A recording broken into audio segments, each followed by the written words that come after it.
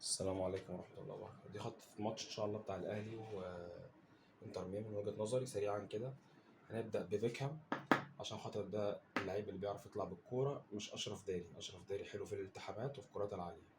بعد كده ياسر إبراهيم. حمدي فتحي هيلعب هنا في المنطقة ديت، هيبقى كل دور إن هو يمسك ميسي والاختراقات بتاعته. محمد هاني هيلعب ليبرو في حالة الدفاع. في حالة الهجوم هيقفل في نص الملعب هنا مع تقدم إمام.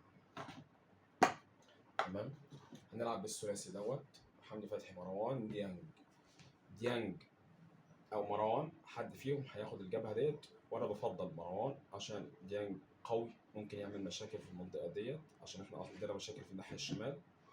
وممكن هو يبقى افضل في وسط الملعب، ان هو يقفل نص الملعب بالتحاماته وقوته.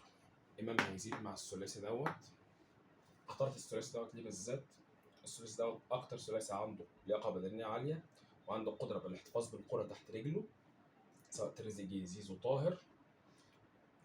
وعندهم سرعه. فدول الثلاثه اللي ممكن اعمل عليهم الزياده الهجوميه والهجمات المرتده.